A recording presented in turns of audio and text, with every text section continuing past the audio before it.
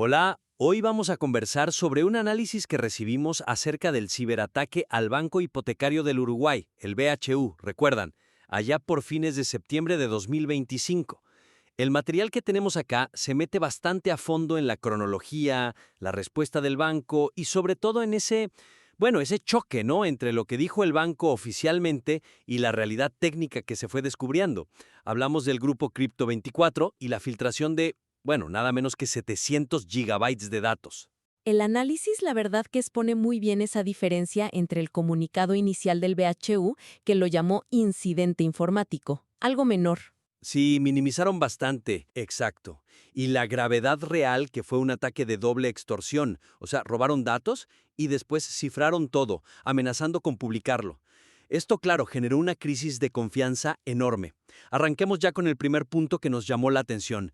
Como decía, el texto contrasta bien el discurso oficial y los hechos. Describe cómo el banco hablaba de incidente, aplicó lo que llaman un protocolo del silencio, supuestamente para cuidar la reputación. Ajá. Mientras que expertos como Alberto Daniel Gil, él lo llamaba secuestro digital, crisis nacional. Y la evidencia está ahí, el análisis la detalla. El robo de los 700 gigas con datos personales, títulos de propiedad, configuraciones, todo. Muchísima información sensible. Muchísima.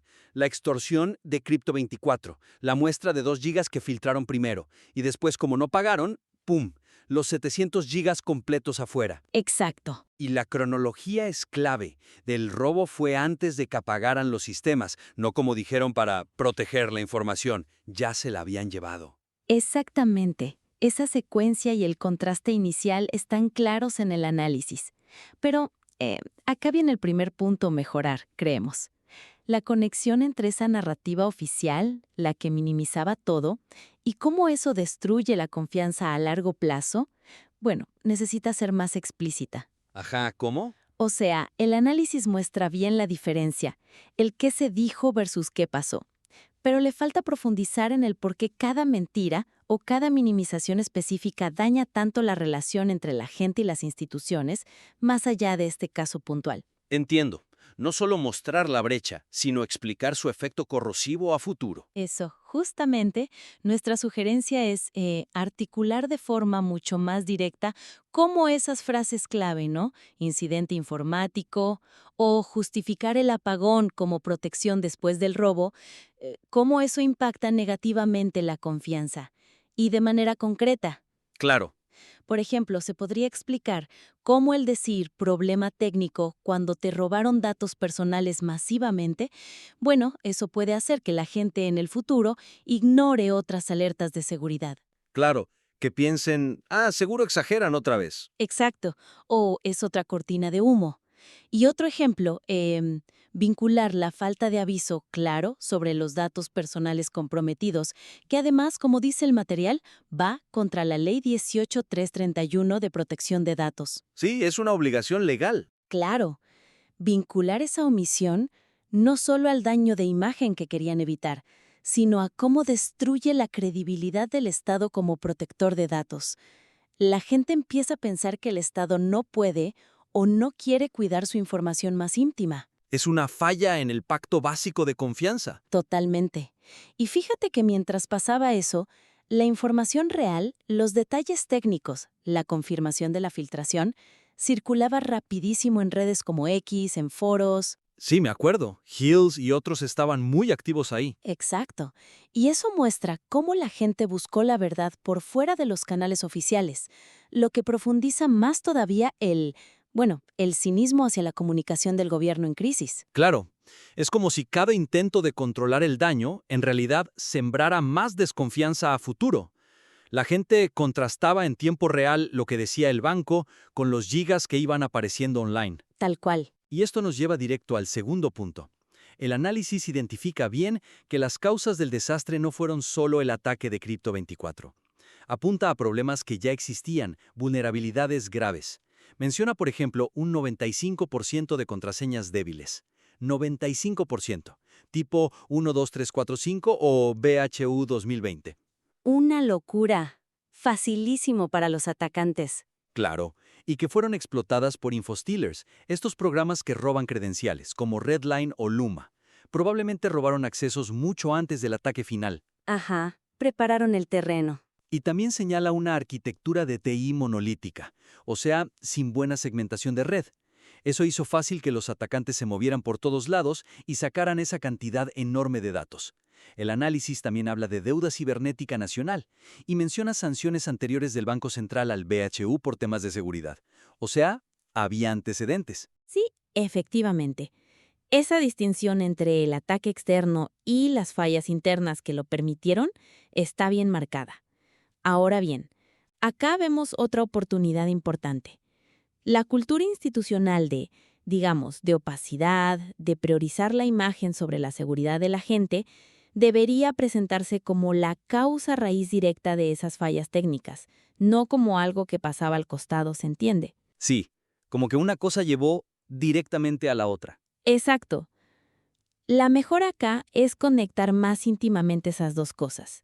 El análisis enumera los problemas culturales, el protocolo del silencio, cuidar la reputación, hasta la historia de cómo trataron a Gil cuando denunció antes. Sí, eso también lo menciona. Y por otro lado, enumera los problemas técnicos, contraseñas malísimas, falta de segmentación, sin autenticación de múltiples factores, el MFA, pero falta tejer un hilo causal claro y central que una todo eso. Que muestre que las fallas técnicas son un síntoma de esa cultura. Justamente. Proponemos reestructurar un poco para mostrar que esas fallas no son errores aislados o mala suerte. Son casi la consecuencia inevitable de esa cultura que se critica. La deuda cibernética no es solo no poner parches. Es el resultado de decisiones o de no tomar decisiones, influenciadas por esa cultura. Entendido. Por ejemplo, se podría hablar de la deuda cibernética antes en el texto, explicarla como ese riesgo que se acumula por años de no invertir en seguridad, como una deuda que crece. Ajá. Y después conectar directamente la falta de inversión en segmentar la red o no poner MFA en todos lados a una cultura que, quizá históricamente, priorizó más la imagen financiera, la estabilidad aparente, pensemos en los debates sobre secreto bancario en Uruguay, que invertir fuerte en seguridad digital preventiva, que es algo que no se ve hasta que explota. Claro, una inversión invisible hasta que falla. Exacto. Y más todavía, se podría argumentar más fuerte que lo que le pasó a Hell en 2017 cuando denunció problemas, creó un efecto inhibidor. Un chilling effect, como se dice. Eso mismo, un miedo a hablar. Y ese miedo pudo hacer que otros empleados técnicos no se animaran a reportar las mismas debilidades, las contraseñas, la red mal armada, que siguieron ahí por años hasta que Crypto24 las encontró. O sea, vincular la negligencia técnica directamente a esa cultura del silencio y de prioridades equivocadas. Eso haría el argumento mucho más potente. La falta de segmentación no sería solo un error técnico, sino la prueba de una cultura que prefería no pensar en el peor escenario. Tiene mucho sentido, sí. No serían solo errores técnicos aislados, sino una cultura que impide que las alertas funcionen, una cultura que, al final, dejó la puerta abierta de par en par. Exactamente. Y eso nos conecta perfecto con el tercer y último punto principal. El análisis termina con un llamado a la acción muy claro, muy necesario. Pide notificación obligatoria y transparente de las brechas de datos, exigir responsabilidad a los jefes, fortalecer la regulación en ciberseguridad, proteger a los hackers éticos. Sí, puntos clave. Menciona también las consecuencias políticas, como cuando el senador Da Silva pidió no cobrar multas a los clientes afectados, y vincula eso a la presión pública que se generó en redes sociales, ¿no? Con Gil y otros explicando lo que pasaba en X, por ejemplo. Sí, las demandas finales son muy pertinentes, totalmente alineadas con lo que se aprende de estos incidentes en todos lados.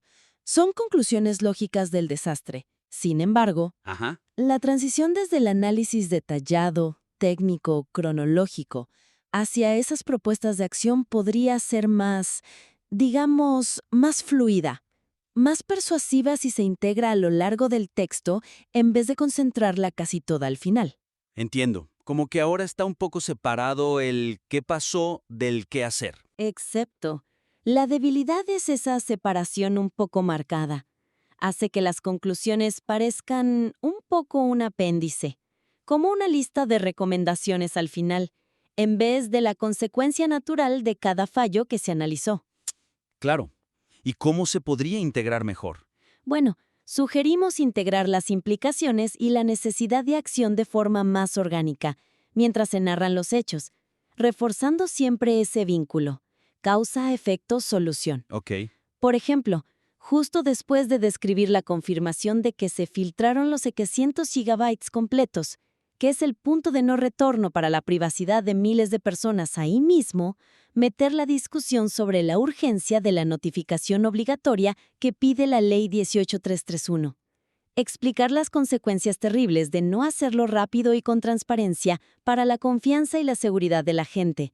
Conectar directamente esa falla de comunicación con la necesidad de la reforma legal o de aplicarla bien. Ajá, en el momento clave del relato. Eso. Otro ejemplo. Cuando se analiza el protocolo del silencio, la estrategia de minimizar todo. Bueno, ahí mismo introducir la necesidad de que los jefes rindan cuentas y de sanciones más duras del Banco Central o de AGESIC. Mostrar por qué hacen falta esas medidas, justo cuando se describe el comportamiento que las justifica. Exacto. Y lo mismo con proteger a los hackers éticos. Encajaría perfecto justo después de hablar de la historia de Hill y el efecto inhibidor. Demostraría las consecuencias negativas de no tener canales seguros para reportar fallas. Tendría mucho más impacto ahí. Creemos que sí.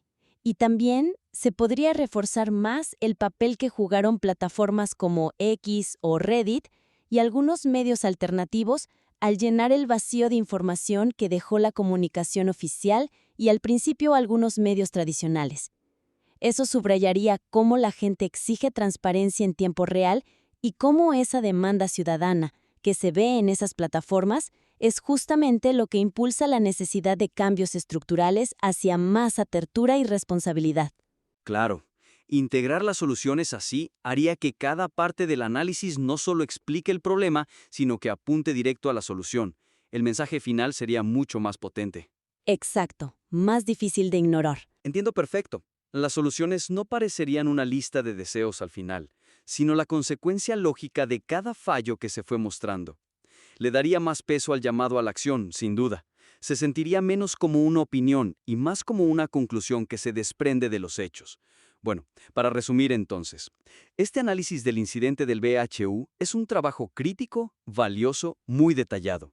Es especialmente fuerte mostrando la opacidad del banco y las fallas sistémicas, tanto técnicas como de cultura. Identificamos 3 áreas principales donde podría reforzarse. Primero, conectar más explícitamente cada minimización oficial con cómo daña la confianza a largo plazo. Ajá. Segundo, integrar la cultura institucional como causa directa de las fallas técnicas de forma más central en toda la narrativa. Sí. Y tercero, tejer las propuestas de acción de manera más fluida, más orgánica, dentro del análisis de los eventos, para que tengan más impacto. Exacto. Las sugerencias buscan en esencia refinar la estructura y el énfasis. Que la crítica potente que ya tiene el material se traduzca en la mayor claridad posible sobre las causas profundas, mezclando cultura y técnica, y sobre las soluciones urgentes que hacen falta, no solo para evitar otras crisis así en el BHU o en otros lados, sino también para empezar a reconstruir la confianza de la gente que quedó muy dañada. Es pasar del diagnóstico a la acción de la forma más convincente. Muy bien. Invitamos entonces al autor o autora de este análisis a considerar estas observaciones. Creemos que con estos ajustes, el impacto de su trabajo, que ya es importante, puede ser todavía mayor. Si decide revisar el material con estas ideas, bueno, estaremos encantados de recibir la nueva versión para seguir conversando y aportar más comentarios si sirven. Bienvenidas y bienvenidos a este espacio de análisis. Hoy vamos a abordar un tema complejo, la crisis de ciberseguridad que golpeó al Banco Hipotecario del Uruguay, el BHU, allá por fines de septiembre de 2025. Un evento, bastante severo que terminó con un apagón total de su red el 1 de octubre y después la confirmación de una filtración masiva. Hablamos de 700 gigabytes de datos. Nuestro diálogo se basa en el material disponible, los comunicados del banco, análisis de expertos, informes técnicos y bueno, todo lo que circuló en medios y redes. Así es, y la pregunta central yo creo es clave. ¿Cómo leemos la respuesta del BHU? ¿Fueron sus acciones, sus comunicados, una gestión de crisis responsable? Quizás orientada a contener el pánico, a resguardar cierta estabilidad, como algunos podrían decir. O por el contrario, estamos ante lo que algunos críticos, como el experto Alberto Daniel Hill, llamaron un protocolo del silencio. O sea, una estrategia, digamos, deliberada, de ocultamiento que puso por delante la imagen del banco, antes que la transparencia, la seguridad de los datos y, bueno, los derechos de los ciudadanos afectados. Yo voy a argumentar más por la primera línea, sosteniendo que el BHU intentó manejar la crisis con responsabilidad dadas las circunstancias, que eran realmente excepcionales. Y yo por mi parte defenderé la segunda postura. Voy a sostener que la respuesta del BOMLO fue opaca, fue reactiva y al final perjudicial, que puso en riesgo de hecho a miles de uruguayos y que minó de forma severa la confianza pública. Y me voy a basar en la evidencia técnica que hay, en la cronología de los hechos y en un análisis crítico de cómo se comunicó todo frente a esa filtración de datos que, bueno, eventualmente se confirmó en su totalidad. Entendido. Con las posturas ya delineadas, entremos en el análisis. Desde mi perspectiva, es fundamental poner la respuesta del BHU en el contexto de una crisis inédita para una institución financiera estatal de esa envergadura. La forma en que al principio se refirieron al evento como un incidente informático, esto en los comunicados del 2 y 3 de octubre, puede entenderse, creo, como un uso prudente del lenguaje técnico en las primeras etapas. En las primeras horas o días de una crisis así, la información completa rara vez está disponible del todo. Parece razonable que buscaran la cautela para no generar un pánico financiero, ¿no? Quizás recordando un poco crisis pasadas como la del 2002. El apagón completo de la red, que fue una medida drástica, sí, anunciada el 1 de octubre, se comunicó como una acción necesaria para proteger la información, digamos, la que aún no estaba comprometida, y para asegurar la viabilidad futura del sistema. Una decisión difícil, seguro, pero comprensible en ese escenario. Más adelante, la afirmación del 13 de octubre, cuando dijeron que no hubo afectación financiera, yo la interpreto como un intento de calmar los miedos más inmediatos, sobre todo pérdidas directas en cuentas. Se referiría, estrictamente, a que no vieron débitos no autorizados o un impacto contable directo, inmediato, en los balances, ni del banco ni de los clientes. Además, no olvidemos que el banco sí activó canales alternativos para pagos, Habitab, Red Pagos, y extendió los vencimientos hasta el 28 de octubre. Eso muestra cierta consideración hacia los clientes afectados por la interrupción. Y la colaboración que mencionaron con CERT.ui y AGESIC también sugiere un esfuerzo por seguir protocolos. Comprendo el argumento de la gestión controlada, pero mi lectura de los hechos difiere bastante. Lo veo desde otro ángulo, centrado en la cronología y en la naturaleza real del ataque. Llamar a esto incidente informático ya desde el 2 de octubre fue, para mí, una minimización deliberada. Desde el vamos, expertos como Alberto Daniel Hill, con la información que ya circulaba, lo identificaron casi al toque por lo que era, un secuestro digital, una crisis nacional, incluso dijo. A ver, estamos hablando de un ataque muy sofisticado, de doble extorsión por parte del grupo Crypto24. ¿Y qué significa doble extorsión? Que primero, sigilosamente, robaron una cantidad enorme de datos. Esos 700 gigas que mencionaste, datos supersensibles. PI, información de identificación personal, cédulas, direcciones, historiales financieros completos, títulos de propiedad, contratos internos, hasta detalles de la propia seguridad del banco. Y solo después de tener ese tesoro de datos, ahí sí, cifraron los sistemas del BHU para paralizarlo y exigir un rescate. Y para mostrar que iban en serio, el 4 de octubre Crypto24 publicó una muestra, 2 gigabytes de esos datos robados, en la dark web, dando un ultimátum de 10 días. Entonces afirmar el 13 de octubre que no hubo afectación financiera cuando ya era público y notorio el robo masivo y la extorsión en curso, me parece semánticamente engañoso, por no decir otra cosa. Esa afirmación ignora por completo los costos gigantescos de recuperación, estimados entre 10 y 50 millones de dólares. Ignora el impacto potencial en el PBE que algunos análisis pusieron entre 0.1 y 0.5%. Y lo más grave, ignora el riesgo financiero enorme y a largo plazo para más de 50,000 clientes cuyos datos más íntimos quedaron expuestos a fraudes, robo de identidad, de todo. Y sobre el apagón del 1 de octubre, no fue preventivo para proteger información. Fue una reacción tardía, desesperada, después de que la exfiltración de los 700 gigas ya se había consumado. Todo esto junto configura lo que Hill y otros llamaron protocolo del silencio. Una estrategia para proteger la reputación, quizás evitar sanciones, recordemos sanciones previas del BCU por fallos de seguridad, y fundamentalmente eludir responsabilidades bajo la Ley 18.331 de protección de datos personales, que te obliga a notificar a los afectados.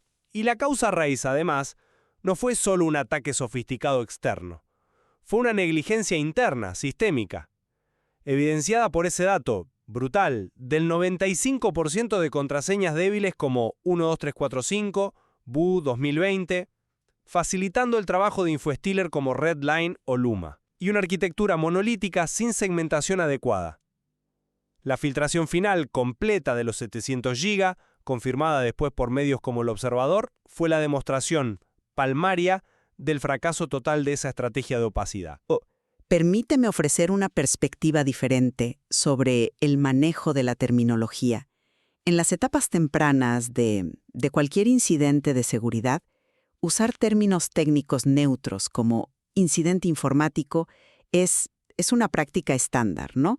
Mientras se dimensiona internamente la magnitud, la naturaleza exacta del problema.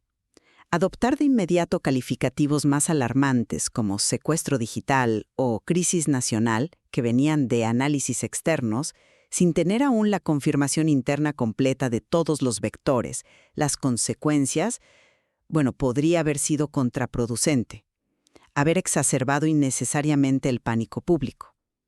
Es natural que la comunicación oficial evolucione a medida que se confirman los detalles técnicos. Yo veo ahí un proceso, normal de gestión de información en una crisis compleja, más que una intención deliberada de minimizar. Discúlpame, pero esa línea argumental no me cierra del todo, la verdad. La evidencia de un ataque severo y de robo de datos fue pública y notoria muy temprano. Para el 4 de octubre, Crypto24 no solo había dicho «fui yo», sino que había detallado el modus operandi de doble extorsión y había publicado una prueba concreta, esos 2 gigas con la amenaza explícita de liberar los 700 gigas. Mantener la etiqueta de incidente informático después de esa fecha y, sobre todo, repetirlo en el comunicado del 13 de octubre ya no parece prudencia, parece un esfuerzo activo por ocultar la gravedad real. Y, ojo, la clasificación no es un detalle menor, semántico. Tiene implicaciones legales directas bajo la Ley 18.331. Un vago incidente podría interpretarse como que no requiere notificación inmediata a los ciudadanos cuyos datos fueron comprometidos, mientras que un secuestro digital con robo masivo de PI sí activa esa obligación legal de forma clarísima. Me parece evidente que la minimización buscaba, entre otras cosas, evitar o al menos retrasar esa notificación y las posibles sanciones de la URCDP, la unidad reguladora. Hubo una desconexión muy marcada entre la realidad técnica que se sabía y la narrativa oficial que se mantenía. Abordemos ahora esa afirmación controversial de no hubo afectación financiera. Como señalé antes, mi interpretación es que se refería específicamente a la ausencia de robos directos de dinero de las cuentas o a un impacto inmediato y cuantificable en los balances contables del banco. Era una definición, si querés, estricta, literal, buscando tranquilizar sobre el miedo más primario de la gente, la seguridad de sus ahorros. Los costos indirectos, como los de recuperación tecnológica, el posible impacto macroeconómico en el PBI o los riesgos futuros de fraude para los clientes por la filtración, aunque son consecuencias reales y muy serias, claro, suelen considerarse efectos a mediano y largo plazo, que se evalúan y cuantifican después de estabilizar la situación. En el momento más álgido de la crisis operativa, el mensaje prioritario parecía ser: evitemos una corrida bancaria que se podría haber disparado por rumores o informaciones incorrectas sobre pérdidas directas de fondos que, según el banco, no ocurrieron. Puedo entender la lógica comunicacional de evitar el pánico inmediato. Sí, pero pensamos en la perspectiva del ciudadano común afectado por esto. Para una persona cuyos datos completos, cédula, dirección, teléfono, historial crediticio, detalles de sus propiedades, contratos firmados, están ahora circulando en la dark web o en manos de criminales, la afectación financiera es una realidad palpable, inmediata, aunque su saldo bancario no haya bajado un peso, todavía. El riesgo de ser víctima de robo de identidad, de que usen sus datos para sacar créditos truchos, de sufrir estafas hipotecarias, extorsiones personalizadas, es una amenaza financiera inminente y potencialmente devastadora, que puede durar años. Decirle a esa persona, no hubo afectación financiera, suena como mínimo a una falta de empatía total. Y es profundamente engañoso. Ignora por completo el valor intrínseco de esos datos personales y el riesgo económico directo que su exposición genera para el individuo. Además, los costos de recuperación, decenas de millones de dólares, y el impacto en el PBI, son costos reales que de una forma u otra terminan afectando al erario público y, por ende, a todos los ciudadanos.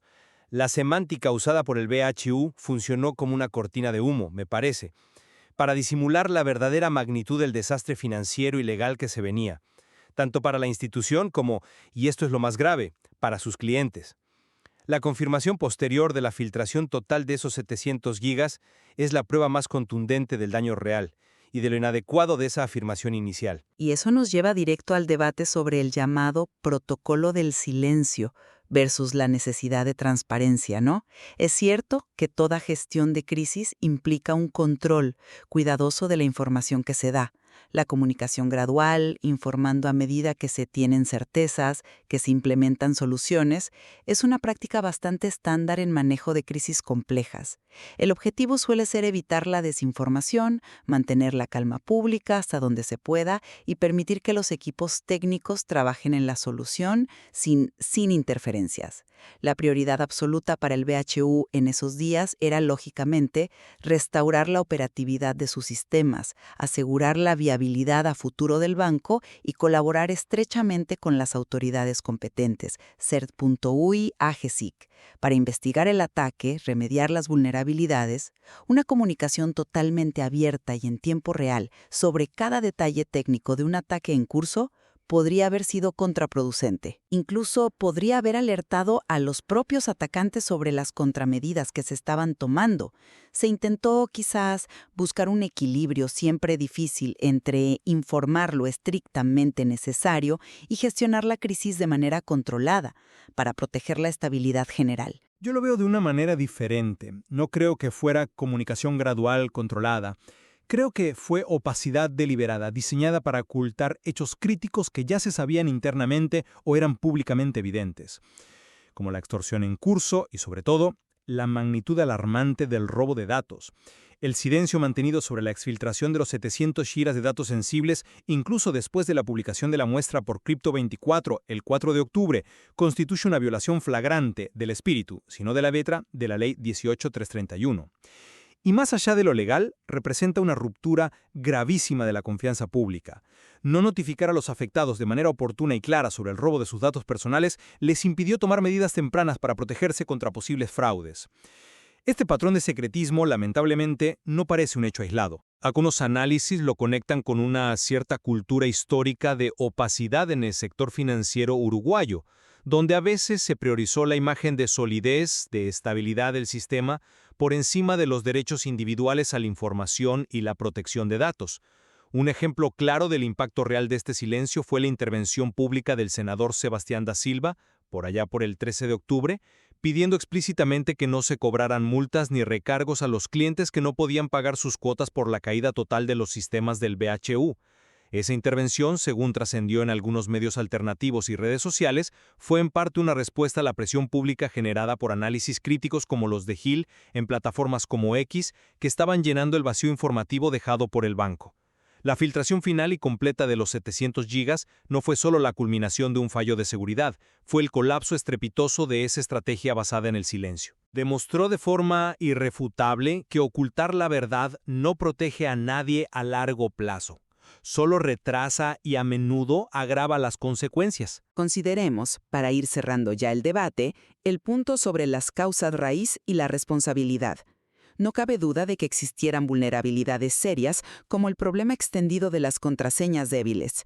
Sin embargo, atribuir toda la responsabilidad a una negligencia sistémica del BBVA podría ser una simplificación excesiva.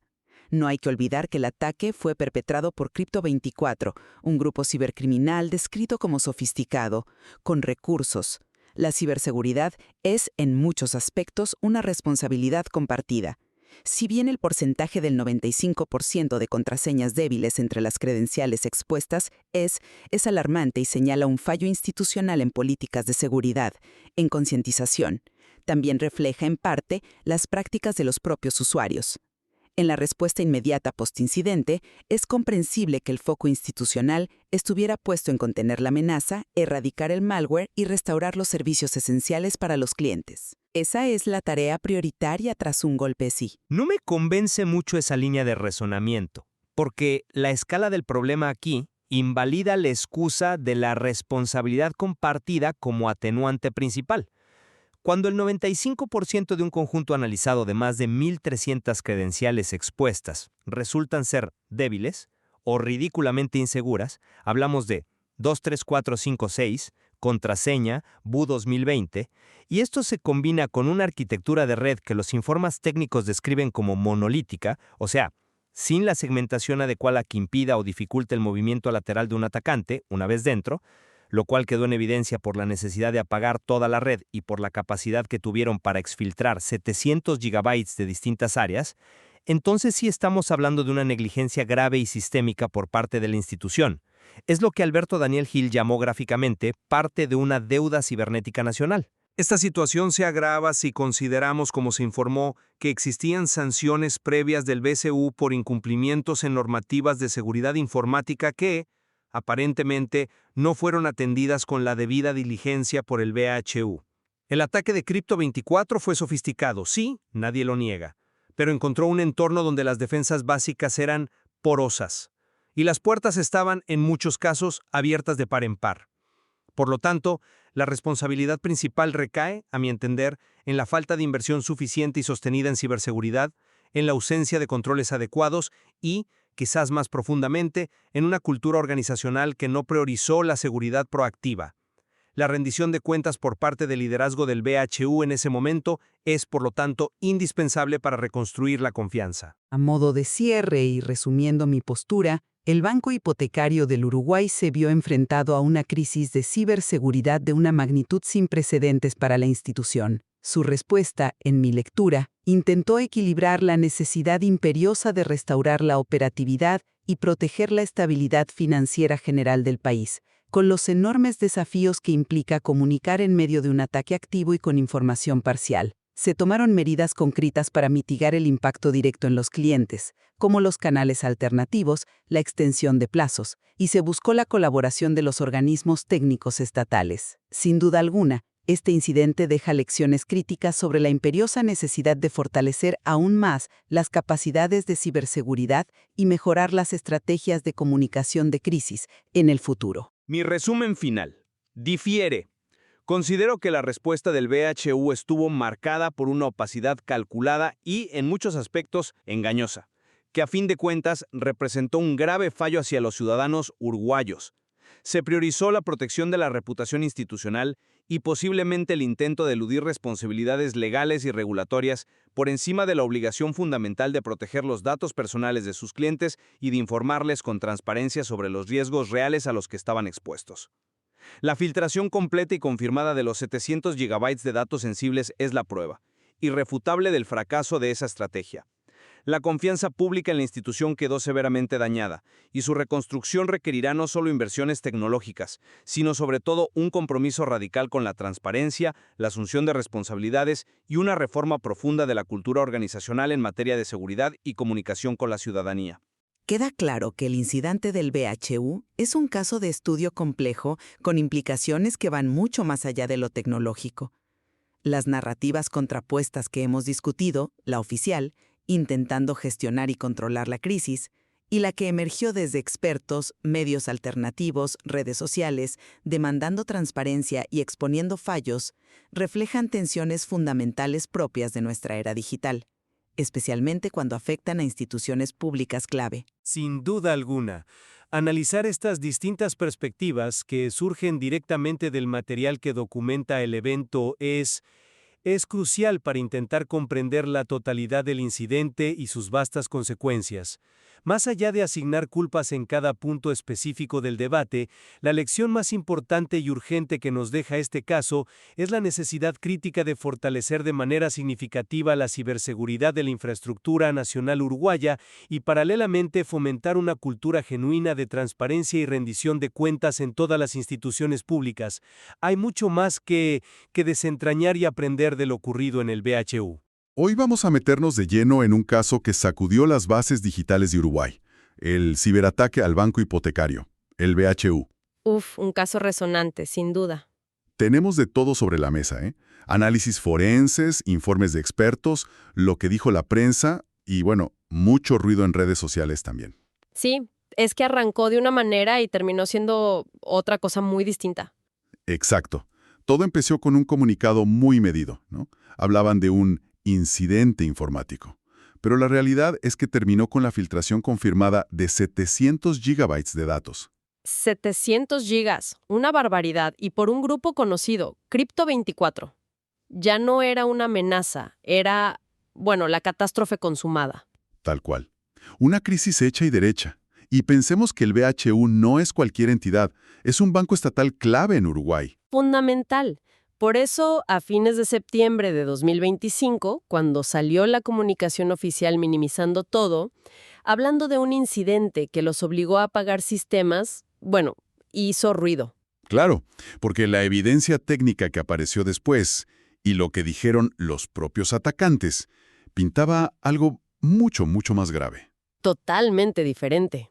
Bien, entonces nuestra tarea hoy es justamente esa.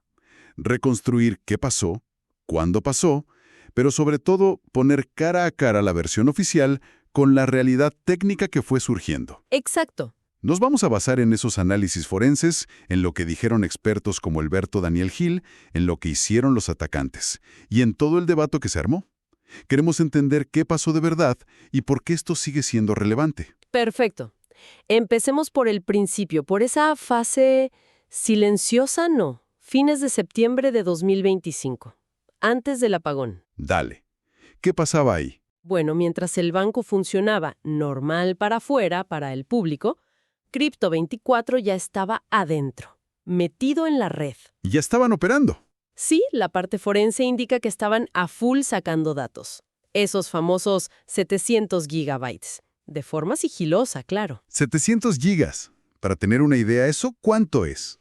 Imagínate millones y millones de páginas de documentos, información personal, datos financieros, detalles de hipotecas, contratos, todo. Una mina de oro para esta gente. Terrible. ¿Y cómo lo sacaban sin que nadie se diera cuenta? Hay indicios fuertes de que usaron servicios supercomunes como Google Drive, ¿viste?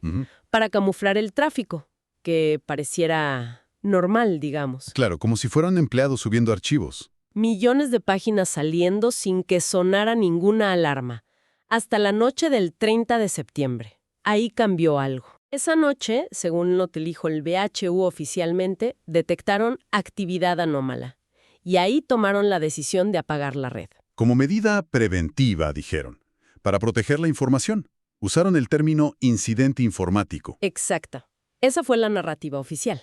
Pero los análisis técnicos dicen otra cosa sobre esa prevención. Dicen que llegó tarde, muy tarde. ¿Cómo que tarde? Mucho más que tarde. A ver, el apagón no fue preventivo, fue una reacción. Ocurrió después de que ya se habían llevado la mayor parte de los datos. O sea que los datos ya estaban afuera. Ya estaban afuera. Y encima ocurrió mientras Crypto24 estaba en la segunda fase del ataque, cifrando los sistemas del banco. El ransomware. Claro, el típico ataque de doble extorsión. Primero te robo la data sensible y después te bloqueo todo con ransomware.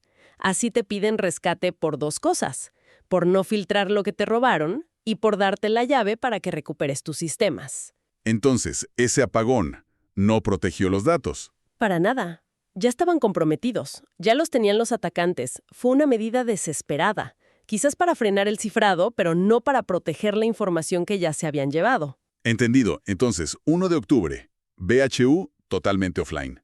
Operaciones paradas. Caos. 2 y 3 de octubre, el banco confirma públicamente el incidente, pero sigue con los eufemismos. Nada de ciberataque, ransomware, extorsión. No. El foco oficial era: estamos trabajando para restaurar y estamos protegiendo los datos. Datos que, como dijimos, ya no estaban seguros. La brecha entre el discurso y la realidad ya era gigante desde el vamos. Enorme. Y mientras tanto, la gente sin poder operar. Los servicios críticos caídos. Incertidumbre total. Y el 4 de octubre, la cosa explota públicamente. Crypto24 dice, acá estamos. Tal cual. Reclaman la autoría en su sitio de la Dark Web. Confirman. Robamos 700 gigas. Y para que les crean, publican una muestrita. Una muestra de los datos robados. Sí. Algunas fuentes dicen 2 gigas, otras pocos megas. Pero suficiente para demostrar que era verdad. Y ahí mismo activan la cuenta regresiva. La extorsión. Exacto. Queremos tanta plata en Bitcoin o liberamos todo. El plazo, según quien lo reporte, era de 72 horas o hasta 10 días. Ahora sí, la extorsión era pública y directa. Qué momento crítico. Y mientras corría ese reloj, ¿qué pasaba? ¿Intentaban recuperar algo? ¿Se supo más de cómo entraron? Bueno, entre el 7 y el 10 de octubre, el BHU logró levantar algunos servicios, pero de forma muy parcial. Por ejemplo, habilitaron pagar las cotas por Habitab o Red Pagos, redes externas. Algo es algo, supongo. Sí, pero en paralelo, los análisis forenses empezaban a mostrar el desastre interno, las vulnerabilidades que habían permitido todo esto. Y eran básicas. ¿Tan básicas? ¿En un banco? Alarmantemente básicas. Lo más fuerte fue lo de las contraseñas de los usuarios. Analizaron unas 1.300 contraseñas que se habían filtrado antes o que obtuvieron en el ataque, y el 95% eran débiles o muy débiles. ¿El 95%? ¿Qué tipo de contraseñas? Las de siempre, ¿viste? 1, 2, 3, 4, 5, 6, BHU 2020. Un experto usó una imagen muy gráfica. Dijo que eran tan seguras como una servilleta mojada. No puedo creerlo. ¿Una servilleta mojada? ¿En un banco? Así de grave. Y no fue solo eso. ¿Qué más encontraron? Detectaron como 930 infecciones de malware específico para robar información en equipos de usuarios del banco. ¿Malware en las compus de los clientes o empleados? Sí, los llamados infostealers, programitas como Redline, Luma, bichos que se te meten en la compu o el celu y te roban las credenciales guardadas, contraseñas del navegador, accesos a plataformas. O sea, ¿te sacan las llaves digitales? Exactamente. Y después los atacantes usan esas credenciales robadas, o las compran en el mercado negro, para intentar entrar a las redes de las empresas. Es una puerta de entrada muy común. Entonces no fue necesariamente un hackeo súper sofisticado contra las defensas del banco, sino que se facilitó muchísimo por errores humanos básicos y falta de higiene digital. Claro, tanto de usuarios como probablemente de controles internos que deberían haber detectado o prevenido eso. Y así llegamos al 13 de octubre, un día clave. ¿Qué pasó el 13? Vencía el plazo de Crypto24 para el pago del rescate. ¿Y pagaron? No, el pago no se hizo, y los tipos cumplieron la amenaza. Empezaron a filtrar públicamente los 700 gigabytes de datos robados. Ahí se materializó el desastre. Sí. Y justo ese mismo día, a las 21:51 horas, casi a las 10 de la noche, el BHU saca un comunicado que va a quedar para la historia. Bueno, para la historia de la polémica. ¿Qué decía ese comunicado? Afirmaba textualmente: no hubo afectación financiera para el banco o sus clientes. Uf, esa frase. Justo cuando se estaban filtrando los datos. Ahí está el centro de la batalla de narrativas, ¿no? Totalmente. Porque hasta ahora seguimos el reloj, día por día. Pero lo más importante acá no son solo las fechas, son las dos historias que se estaban contando al mismo tiempo. ¿La que el manco quería contar? Y la que mostraban los datos, los expertos y, la propia filtración. Hay que meterse de lleno en esa batalla. Dale, profundicemos ahí. Es que ahí está el meollo del asunto, ¿viste?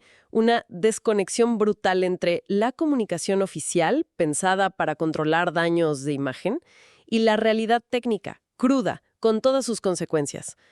Por un lado, tenés la versión oficial. Algunos críticos la llamaron el protocolo del silencio. ¿Cómo era esa versión oficial? ¿Qué características tenía? Bueno, primero usaba palabras muy neutras, ¿no? Incidente informático, problema técnico. Nada que sonara a ataque grave. Segundo, justificaba el apagón como algo proactivo, para proteger la información. Aunque ya vimos que la info ya estaba comprometida. Exacto. Y tercero, culminó con esa declaración del 13 de octubre, la de sin afectación financiera. Que fue muy controversial. ¿Y por qué esa estrategia? ¿Qué buscaban? Según los análisis críticos, era clarísimo. Proteger la imagen del BHU. Evitar el pánico generalizado, que la gente saliera corriendo a sacar plata, por ejemplo, y quizás también tratar de esquivar sanciones más duras de los reguladores. Ya había habido problemas antes. Sí, parece que ya había sanciones previas del Banco Central por temas de seguridad. Entonces, era una estrategia de minimizar, de bajarle el perfil a todo, deliberadamente. Ok, esa es la versión oficial. Pero enfrente surgió otra narrativa, ¿no? Impulsada por expertos en ciberseguridad como Alberto Daniel Gil, ADH, y que se vio mucho en redes y algunos medios. Sí, la versión crítica. Y ellos no usaron eufemismos, para nada. ¿Cómo lo calificaron ellos? Hablaron de secuestro digital, de falla catastrófica de sistemas, directamente de crisis nacional. Palabras mayores. Sí. Desde lo técnico, confirmaron el ataque de doble extorsión, el robo masivo de los 700 gigabytes antes del apagón. Detallaron qué tipo de datos se fueron. Información personal de potencialmente más de 50,000 clientes. ¿50,000 personas? Sí, imagínate. Títulos de propiedad, contratos, datos financieros sensibles, hasta credenciales y configuraciones de la propia red del banco. Todo eso afuera. Entonces, para ellos, el apagón... Una reacción tardía, totalmente ineficaz para proteger esos datos que ya no estaban. Entiendo la crítica a la falta de transparencia, pero ¿no podría el BHU argumentar que, si admitían el robo masivo de una, hubieran causado un pánico financiero peor? ¿Quizás una corrida bancaria? ¿Qué dicen los críticos sobre eso? Es un argumento clásico en manejo de crisis, sí, pero los críticos lo rebaten fuerte en este caso. Primero, por la Ley de Protección de Datos. ¿Qué dice la ley? Que tenés que notificar a los afectados cuando sus datos sensibles se ven comprometidos, justamente para que puedan protegerse. Si lo ocultás, les quitas esa chance. Tiene sentido. ¿Y qué más? Segundo, y fundamental, es que la frase sin afectación financiera era, según ellos, demostrablemente falsa y engañosa. ¿Por qué falsa? ¿En qué se basaban? Argumentaban que ignoraba costos enormes y evidentes. A ver, para los clientes, el riesgo a futuro de fraude, robo de identidad, extorsión, eso es una afectación financiera directa y gravísima. Claro, aunque no te saquen plata del banco hoy, el riesgo está ahí. Exacto. Y para el BHU y el Estado uruguayo, los costos de responder al incidente, de recuperar todo, las posibles demandas, las multas, se estimaron de entre 10 y 50 millones de dólares. Una cifra enorme. Sí. Incluso se habló de un posible impacto en el PBI del país, de entre 0.1% y 0.5%. Por la disrupción, por la pérdida de confianza. Entonces, decir sin afectación financiera era, para los expertos, tapar el sol con un dedo, maquillar la realidad. Queda claro el contraste de visiones. Y más allá de la comunicación, ¿qué dijeron estos expertos sobre las causas raíz? ¿Cómo pudo pasar algo así? Apuntaron a problemas muy de fondo, estructurales. Lo llamaron una deuda cibernética nacional. Años de no invertir lo suficiente, de no tener una cultura de seguridad fuerte. Problemas técnicos concretos. Sí, mencionaron fallas graves en la arquitectura de la red, del BHU. La describieron como monolítica, plana, sin buena segmentación interna. ¿Qué significa eso? Plana. Que una vez que los atacantes entraron por un lado, pudieron moverse por toda la red casi sin barreras. Como una casa sin paredes interiores, digamos. Si entras por la ventana de la cocina, llegas fácil al dormitorio. Entiendo. ¿Qué más? Bueno, lo de las contraseñas de servilleta mojada, que ya hablamos, y la fuerte sospecha sobre los backups, las copias de seguridad. ¿Qué pasó con los backups? O no existían, o estaban mal hechos, o lo más probable es que los propios atacantes los encontraron y los destruyeron o los cifraron también. Por eso la recuperación fue tan lenta. No tenían de dónde restaurar rápido. Eso explicaría muchas cosas. Y también mencionaron un tema cultural, la opacidad interna. Aparentemente había una historia de desincentivar o hasta castigar a la gente que reportaba fallas de seguridad. El propio ADH contó experiencias previas en ese sentido. O sea, no solo fallas técnicas, sino también culturales. Exacto. Y una dependencia riesgosa de tecnología extranjera en algunos puntos clave. Un cóctel peligroso. Un diagnóstico realmente demoledor. ¿Y cómo cubrieron los medios y las redes toda esta batalla de narrativas? Los medios tradicionales tuvieron un rol complejo. Al principio, muchos se hicieron eco de los comunicados oficiales del BHU. Reflejaron esa versión del incidente. Pero después cambió. Sí, cuando Crypto24 empezó con las amenazas públicas y después con las filtraciones, tuvieron que cubrirlo. Ahí ya citaban a portales como Montevideo Portal, Ámbito Financiero, El Observador, Radiocarve. Pero se notaba que les costaba conseguir información técnica, clara y confirmada desde el banco. Había mucha opacidad. En cambio, las redes sociales fue distinto, ¿no? Totalmente distinto. Ahí sí que explotó la narrativa crítica. Plataformas como X, Twitter en ese momento y algo en Reddit se volvieron el canal principal para los análisis técnicos, los detalles forenses. ¿Había cuentas específicas que lideraran eso? Sí, cuentas como la de @DanielHill o @OnVentura fueron clave. Publicaban hallazgos, criticaban abiertamente el protocolo del silencio y la gente participaba mucho, exigiendo transparencia, pidiendo cabezas. O sea que las redes funcionaron como un contrapoder, digamos. Sí, para muchos fue eso. Un mecanismo de control ciudadano frente al silencio institucional. Fíjate que hasta se trazaron paralelos con otros casos. ¿Cómo cuáles? El analista Graciano Pascale comparó el manejo de esto en el BHU con otro caso polémico de gestión en el Banco República, el BROW. Dijo que en ambos se veía impericia, desaprensión, falta de análisis de riesgos y nula responsabilidad.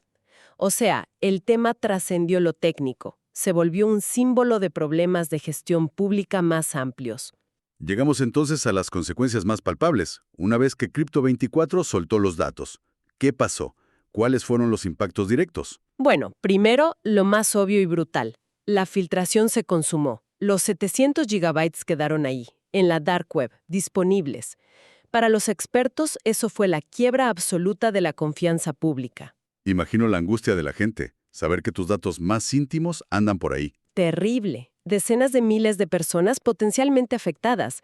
Y el impacto no fue solo esa angustia. Hubo problemas prácticos inmediatos para los clientes. ¿Cómo cuáles? La caída de sistemas hizo que mucha gente no pudiera pagar las cuotas de sus créditos a tiempo. Claro, si el sistema no anda. Exacto.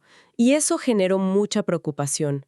Tanta que tuvo una repercusión política casi instantánea. El mismo 13 de octubre, mientras el BHU negaba problemas financieros y los datos se filtraban, ¿Qué pasó en la política? el senador Sebastián da Silva pidió formalmente en el Senado que se le exigiera al BHU no cobrar multas ni recargos a los clientes afectados. Una reacción rápida. Algunos en redes dijeron que fue gracias a la presión que estaban metiendo los expertos al exponer la verdad. Interesante esa conexión. ¿Y en lo legal qué consecuencias hubo? Una violación clarísima de la Ley de Protección de Datos Personales de Uruguay, la 18331. Esa ley te obliga a cuidar los datos y a notificar si hay una brecha. ¿Y hubo consecuencias por eso? El propio director de AGETIC, que es la Agencia de Gobierno Electrónico, Heber Delonte, dijo públicamente que no hay que descartar demandas judiciales de los afectados. O sea, la puerta quedó abierta a juicios.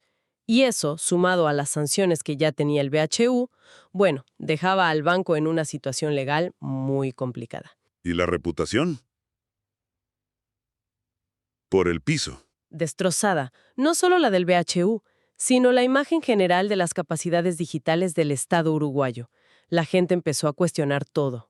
¿Qué tipo de cuestionamientos? En redes, en círculos de opinión, se pedían renuncias de directivos, hubo propuestas drásticas, como fusionar el BHU con el Banco República, el BRU, y se cuestionó mucho si AGESIC realmente estaba cumpliendo su rol de proteger la ciberseguridad del país.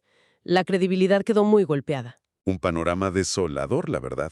Frente a todo esto, ¿qué propusieron los expertos? ¿Qué dijeron que había que hacer para que algo así no volviera a pasar? Las recomendaciones fueron muy claras y apuntaban a cambios de fondo, estructurales. A ver, Primero, un cambio cultural total. Ir hacia la transparencia absoluta. Basta de protocolos de silencio. Si hay una crisis, hay que comunicarla bien y a tiempo. segundo, Implementar sí o sí la notificación obligatoria de brechas de datos, a todos los afectados, sin vueltas, sin demoras injustificadas. ¿algo más? Tercero, que haya consecuencias reales. Rendición de cuentas para los jefes, los líderes, que sean negligentes con la seguridad, que no sea gratuito. Cuarto punto, Crear protección legal para los hackers éticos, los investigadores de seguridad que encuentran fallas y las reportan de buena fe. Fomentar que ayuden, no perseguirlos. y por último lo técnico. Un multifactor, el MFA, que es esta capa extra de seguridad además de la contraseña. Sí, el código que te llega al celular, por ejemplo. Exacto. Implementar herramientas avanzadas para detectar y responder ataques, como EDR o XDR. Segmentar bien las redes por dentro, para que si entran por un lado, no se pasen por todos lados. Hacer auditorías de seguridad serias, independientes. Y, clave, validar que los backups funcionen de verdad. Bien, hagamos un resumen para cerrar. Empezamos con un supuesto incidente informático. Que resultó ser un grave secuestro digital, con robo masivo de datos de miles de personas. La gestión de la crisis con ese protocolo del silencio intentó cuidar la imagen. Pero terminó siendo un tiro por la culata cuando todo explotó con la filtración de los 700 gigabytes. El resultado: una crisis de confianza profunda en una institución clave del Estado. Exacto. Y entendimos por qué pasó. Desde lo más básico, como esas contraseñas de servilleta mojada, hasta problemas de arquitectura de red y una cultura que no priorizaba la seguridad como debía. Esto nos deja pensando, ¿no? Este caso muestra una tensión muy actual: el choque entre proteger la imagen de una institución y proteger de verdad a la gente, a los ciudadanos cuyos datos maneja esa institución. Tal cual. Porque si la seguridad es tan frágil y la respuesta a la crisis es el silencio, ¿cuál es el costo real para la soberanía digital de un país? Y para esa confianza básica entre el Estado y la gente. Y eso nos lleva a la pregunta final. Mirando hacia adelante, ¿estamos preparados como sociedad, no solo en Uruguay, en todos lados, para pagar las facturas de esa deuda cibernética que dicen los expertos que fuimos acumulando por años de patear para adelante las inversiones y los cambios culturales en seguridad? Es una pregunta incómoda. Muy incómoda. ¿Qué tiene que pasar para que la transparencia deje de ser una opción, algo que se usa solo cuando ya no queda otra, y se convierta en la norma, la forma de operar por defecto, sobre todo cuando hablamos de la información más sensible de todos nosotros?